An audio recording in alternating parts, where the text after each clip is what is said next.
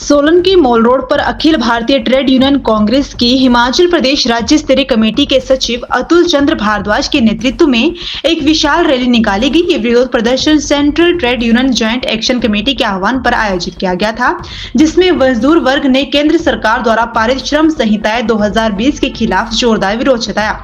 सचिव भारद्वाज ने आरोप लगाया कि इन संहिताओं को केंद्र सरकार ने बिना किसी परामर्श या कंसल्टेशन के पारित कर दिया। उन्होंने इन श्रम संहिताओं को मजदूर विरोधी और पूंजीपतियों का कानून करार देते हुए कहा कि ये कानून मजदूरों से उनके हक छीनते हैं और विशेष रूप से उद्योगपतियों के लिए बनाए गए हैं।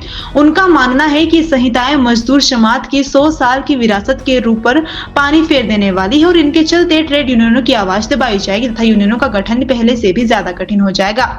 भारद्वाज ने केंद्र सरकार की नीतियों पर गंभीर आरोप लगाते हुए इसे पूंजीपतियों के साथ मिलीभगत की साजिश बताया और कहा कि सरकार भारत की जनता को आने वाले 200 साल के लिए फिर से गुलामी के घेरे में डालना चाहती है। उन्होंने इन कानूनों को भगत सिंह के सिद्धांतों, संविधान रचयिताओं के उन सिद्धांतों के खिलाफ बताया जिन्होंने देश में समानता और एकता का संदेश दिया था। विरोध प्रदर्शन की पृष्ठभूमि बताते हुए भारद्वाज ने जानकारी दी कि मोदी सरकार ने 2014 में आते ही मजदूरों के 100 साल के संघर्षों से अर्जित 18 श्रम कानूनों को निरस्त करके 4 श्रम कोड बनाए।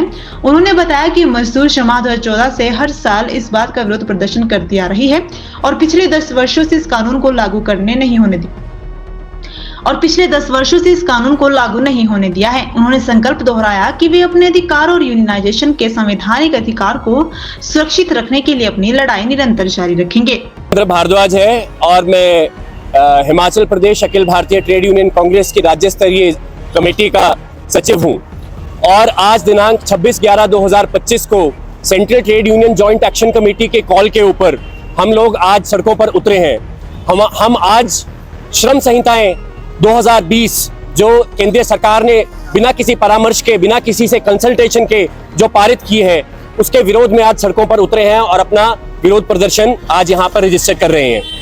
हम लोग इसका विरोध कर रहे हैं क्योंकि ये हमारे 100 साल की विरासत के ऊपर पानी फेर देने वाले कानून है। ये वो कानून है जो मजदूरों से उनके हक को छीनते हैं। ये तमाम कानून जो है पूंजीवाद और पूंजीपरस्त ताकतों के कानून है। ये उद्योगपतियों के कानून है, ये पूंजीपतियों के कानून है। मजदूर इस कानून के चलते हुए और भी ज्यादा शोषित होगा। ट्रेड यूनियन ने उनकी आवाज को दबाया जाएगा। हमारे लिए ट्रेड यूनियन फॉर्म करना और भी ज्यादा कठिन हो जाएगा और अभी जो परिस्थितियां हैं उन परिस्थितियों के विपरीत, उन परिस्थितियों से भी ज्यादा कठिन परिस्थितियां जो हैं वो पैदा होने वाली हैं आने वाले समय में। केंद्रीय सरकार की यह पूंजीपतियों के साथ मिली भगत एक साजिश है कि भारत की जनता को आने वाले 200 साल के लिए फिर से यह गुलामी के घेरे में डालना चाहते हैं। यह भगत सिंह के उन सिद्धांतों के खिलाफ है, यह हमारे संविधान रचयिताओं के उन सिद्धांतों के खिलाफ है जिन्होंने हमें समानता का अधिकार दिया, जिन्होंने हमें एकता का संदेश दिया। हम अपने अधिकारों के लिए लड़ने के लिए इन ड्रैकोनियन लॉज जो पूंजीवादी कानून है, इनके खिलाफ लड़ने के लिए आज यहाँ पर सड़कों पर उतरे हैं। यही तो बात आपकी बड़ी लंबी समस्या है, पर हम पिछले 10 सालों से मोदी सरकार ने 2014 में आते ही सबसे पहले जो एक काम किया वो इन श्रम संहिताओं को लाने का काम किया। हमारे 100 साल के संघर्षों से जो अर्जित हमारे 18 श्रम कानून थे उनको इन्होंने रिपील करके, उनको इन्होंने निरस्त करके 4 श्रम कोड बनाए जो मजदूर जमात के खिलाफ रहे। 2014 से हम हर साल इस बात का विरोध प्रदर्शन करते हैं और आज तक हमने इस कानून को लागू नहीं होने दिया। ये खींचतान पिछले 10 वर्ष से केंद्रीय सरकार के साथ मजदूर जमात की चल रही है और आज भी इसी के क्रम में, इसी के प्रोग्रेस में जो है हम लोग अभी भी धरना प्रदर्शन जारी रखे हैं और इस अपने अधिकारों को संरक्षित रखने के लिए, अपने लॉज को जो हमने बहुत हार्ड अर्न लॉज जो हमारे हैं उसको सेफ गार्ड करने के लिए हम कांस्टेंट अपनी लड़ाई लड़ते रहेंगे। यूनियनाइजेशन के जो हमारा कॉन्स्टिट्यूशनल राइट है उसको सेफ गार्ड करने के लिए हम अपनी लड़ाई आगे लड़ते रहेंगे।